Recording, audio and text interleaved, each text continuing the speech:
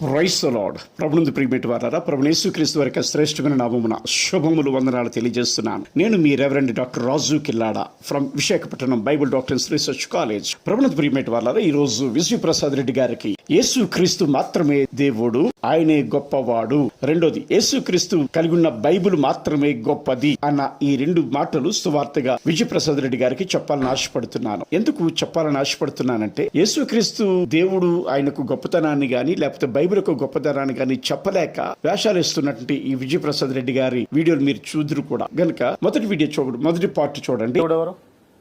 దేవుడు ఎవరంటే దేవుడు మీ దృష్టిలో దేవుడు నా దృష్టిలో అయితే సృష్టికర్త, తండ్రి అంతే. చూశారు కదా, విన్నారు కదా. ఇంటర్వ్యూలో క్రాంతి గారు అడుగుతున్న ప్రశ్న ఏంటో, ఇక విజయప్రసాద్ రెడ్డి గారు చెప్తున్న సమాధానం ఏమిటో మనం గమనిద్దాం. దేవుడు ఎవరు, మీ దృష్టిలో దేవుడు ఎవరు అని అడిగితే, యేసుక్రీస్తు దేవుడు అని చెప్పకుండా సృష్టికర్త ఏ దేవుడు అని చెప్పుచున్న విజయప్రసాద్ రెడ్డిని గమనించి